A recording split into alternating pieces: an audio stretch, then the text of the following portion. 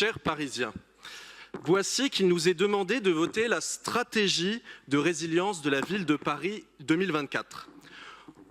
La résilience de Paris, c'est-à-dire la capacité de Paris à s'adapter pour retrouver un état d'équilibre après un bouleversement exceptionnel. En guise de bouleversement exceptionnel, tenez-vous bien, chers Parisiens, 302 pages que j'ai lues, toutes.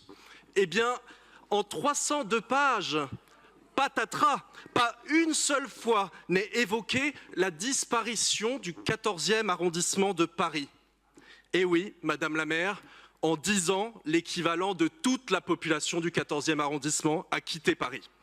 Pire encore, des 31 000 bébés nés chaque année sous Bertrand Delanoë, qui se félicitait d'être, je cite, un maire aphrodisiaque, la natalité baisse de 11 000 bébés par an dans une ville, je cite Madame Hidalgo, de peine à jouir.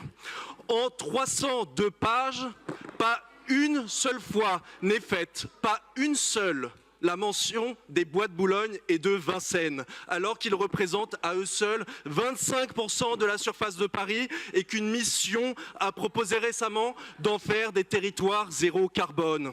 Oh non, à ces deux poumons verts mal desservis et reliés par une Seine mal exploitée, Anne Hidalgo leur préfère le concept novateur de forêts urbaines, servant d'îlot de fraîcheur, ce que d'aucuns appelaient autrefois de l'ombre.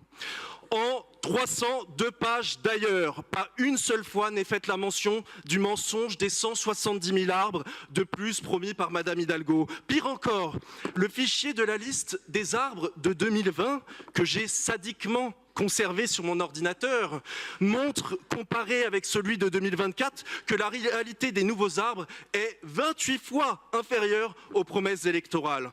En 302 pages, un seul paragraphe, un seul de 3 lignes fait mention de l'intelligence artificielle. Un seul paragraphe alors que l'UNESCO le qualifie de 4e révolution mondiale et que Paris vient d'accueillir les bureaux européens d'OpenAI. Dans quel monde artificiel vivez-vous, Madame la maire? En 302 pages de résilience, pas une seule fois n'est faite la mention de l'ubérisation de Paris et de la précarisation du travail alors que nous venons de lancer une mission d'information sur le sujet. En 302 pages, pas une seule fois n'est faite la mention de la dette parisienne. 8,2 milliards d'euros en 2023, c'est-à-dire plus de 7 fois plus qu'en 2001, c'est-à-dire l'équivalent de 17 ans de taxes foncières augmentées à 52% ou alors 163 000 années de revenus nets d'un Parisien moyen. Bravo à la direction des finances et son casting mal casté. Pas une seule fois encore, Madame la maire, n'est-il fait mention de la dérogation que vous avez obtenue en 2016 de François Hollande, vous permettant d'obtenir en une seule fois l'intégralité des loyers que les bailleurs sociaux auraient eu à payer sur 50 ans. Des baux de 50 ans qui, en toute résilience, ne pourront jamais être résiliés.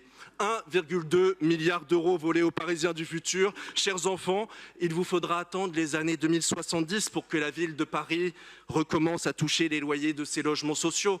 J'aurai 80 ans, mais qu'importe, sur le long terme, nous serons tous morts, disait Keynes. Madame la maire, votre plan de résilience est aussi fiable que le Titanic était insubmersible. Face à l'iceberg, vous préférez Bloomberg. Et lorsque le temps viendra, on vous entendra prier les Parisiens de vous prêter quelques grains pour subsister jusqu'à la saison nouvelle. Peut-être auront-ils, comme les surmulots, quitté le navire. Vous aurez préféré nager tout l'été, eh bien chantez maintenant.